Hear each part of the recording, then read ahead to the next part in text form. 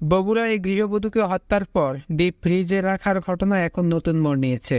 Police এখন বলছে নিহত ছেলে নয়, বাড়ির ভাড়াটিয়ারাই ঘটিয়েছে হত্যাকাণ্ডটি। এ ঘটনায় গ্রেপ্তার করা হয়েছে 3 জনকে। শুক্রবার 15 নভেম্বর দুপুরে দুপচাচিয়া থানার পুলিশ জানায়, হত্যাকাণ্ডের সময় ওই বাসা থেকে খোয়া যাওয়া ওয়াইফাই রাউটার ও মোবাইলের সূত্র ধরে সেই বাসার ভাড়াটিয়া মাবিয়া আক্তারকে গ্রেপ্তার করা হয়েছে। জিজ্ঞাসাবাদে মাবিয়া স্বীকার করেন, 4 মাস আগে উম্মে সালমার বাসা ভাড়া নিয়ে মাদক ও অনৈতিক কাজ চালিয়ে যাচ্ছিলেন তিনি। বিষয়টি টের পেলে বাসা ছাড়ার নির্দেশ দেন। ভাড়ার পাওনা টাকা সহ বিভিন্ন ইস্যুতে ক্ষুব্ধ হন মাবিয়া।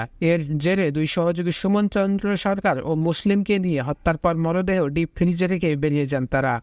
এর আগে গত রোববার 10 নভেম্বর বগুড়ার দুপচাচিয়া বগুড়া নওগাঁ আঞ্চলিক মহাসড়ক সংলগ্ন আজিজিয়া মঞ্জিল বাড়িতে খুন হন উম্মে সালমা নামে এক গৃহবধূ।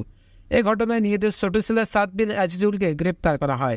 সে সময় র্যাব জানিয়েছিল, হাত খরচের টাকার জন্য মাকে হত্যা করেছিল তার ছেলে। পরে মরদেহ ডিপ ফ্রিজে রেখে দেন। এবার পুলিশ তদন্ত নিল নতুন এক মোড়। আমার এই সন্তান ছোটতে মাদ্রাসায় পড়ে, আমার এই সন্তান এ কাজ করবে এটা আমি কোনোদিন ভাবতেও পারিনি, করবে না, আমার এর নিশ্চিত বিশ্বাস। তো র্যাব তারা আমাকে জানাজার পরে রাতে আমাকে আর আমার ছেলেকে নিয়ে যায়। ওখানে মধ্যরাতে মানে আমি পাশে ছিলাম, অনেক টর্চারই তার উপর হয়েছে আর কি। তো জানি না এর কারণে সে হয়তো যেভাবে হয়তো তার কাছে স্বীকারোক্তি করেছিল নাকি জানি না। এরপর এখানে রিমান্ডে আসার পরে আমি তথ্য দিয়েছি এই মহিলার সম্পর্কে। আমি আগে জেনেছিলাম, যেদিন রেড বডি আমাদের হয়ে যায় তাহলে ইনফরমেশন করেছিলাম। তারা এর সঙ্গে কথা বলে গেছিল কিন্তু কোনো অ্যাকশন নেননি। তো এর পরবর্তীতে আমি আবারও থানায় বলছি যে এই ব্যবস্থা দেখা দরকার। পরে স্থানীয় প্রশাসন এই ব্যাপারে হস্তক্ষেপ করে সঠিক তথ্য আমি বারবার চাচ্ছিলাম যে হত্যার সঠিক রহস্যটা বেড়ে আছে। আমার ছেলে তো অপরাধী হয় তার শাস্তি হবে, কিন্তু আমি নিরপরাধীকে শাস্তির আওতাভুক্ত না আসে। আর এটা না আমি নয়, আমার এলাকাবাসী, আমার দুপচাচিয়ার সবার আত্মীয় সকলে মর্মাহত যে এই সন্তান। আর আমি একটা আলিম মানুষ, এলাকার সুনামধন্য ব্যক্তি, মানে আমার অত্যন্ত মানক্ষুণ্ণ করা হচ্ছে এই ব্যাপারে। এই জন্য আমি এটা বারবার বলে আসতেছিলাম। স্থানীয় প্রশাসন সহ গতকাল এসপি সাহেব আসছিলেন, বিবি প্রধান আসছিলেন, ওনারা আমাকে পরে দেখায় এই তথ্যগুলোর কথা একটু ধারণা দেন আর কি।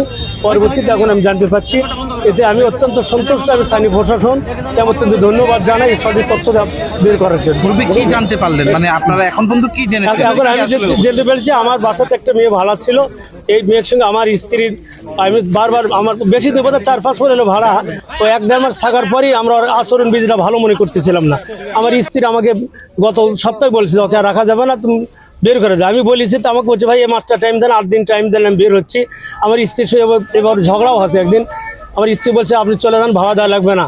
সে বলছে যে আপনি কি বলেন, জোরকে বের করে দিতে পারবেন, খারাপের কি দেখেছেন, এ ধরনের কথা সে বলেছে। সেগুলোর কারণে মানে আমার স্ত্রী আমাকে ঘটনা 2 দিন আগেও বলেছে যে তুমি হয়তো বুঝতে চলো বের করে দেওয়া লাগবে, ওই যে অঘটন ঘটাতে পারে, এ কথা আমাকে সে বলছিল আর কি। যেহেতু বের করে দিলে হয়তো আমার দোষ হবে, এই জন্য বের করে দিচ্ছে। অপেক্ষা করতেছিলাম যে আল্লাহর কাছে বলতেছিলাম আল্লাহ আসল রহস্যটা বের করে দিতে। এর মধ্যে তো আসল রহস্য বেড়ে আসলো। ওর সঙ্গে আরো 2টা ছেলে, আমি যতটুকু জানিয়েছি তারাই মানে আমার স্ত্রীকে প্রথমে স্প্রে করেছে নাকে। স্প্রে মেয়েটা আগে ঢুকিছে, মেয়েকে আগে ঢোকার পর আমার স্ত্রী তরকারি করতেছিল, তার সাথে কথা বলছে ভাবি ভাড়া দিচ্ছি, কোনো সময় অনেক খোঁজ গল্প করতে লাগিছে। আর দরজা তখন খোলা ছিল, ওই 2টা লোক ভরে রাখিছে। তখন সময় মোতাবেক ওই 2টা ছেলে চলে আসছে ভিতরে। আসার পরে স্প্রে দিছে আমার লাকে, স্প্রে দিলে আমার স্ত্রী অজ্ঞান হয়ে যায়। তখন পিছনে হাত বাঁধা ওই অবস্থায় মানে জীবন যায়নি, এই অবস্থা থেকে ফ্রিজে রাখিছে। এতটুকু আমি থানার মারফতে জানতে পেরেছি আর কি। এটার জন্য আমরা নিন্দা জানাই, তীব্র নিন্দা জানাই। বিচার বা অভিযোগের ব্যাপারে আমি নিজে চিন্তা করে আমি সিদ্ধান্ত নেব আর কি। এখন আমি তাদের এটার কারণে অত্যন্ত তীব্র নিন্দা জানাচ্ছি যে এরকম আমরা কোনোদিন কামনা করি যে আমাদের দেশের যা দায়িত্বশীল, রাষ্ট্রের দায়িত্বশীল এরকম কাজ করবে। আমি তীব্র নিন্দা খুব জানাচ্ছি এবং এভাবে ব্যবস্থা নেব কিনা এটা অবশ্য আমার 2জন মুরব্বী আছে, আমরা পরামর্শ করে আইনকুল পরামর্শ করে আমরা চিন্তা ভাবনা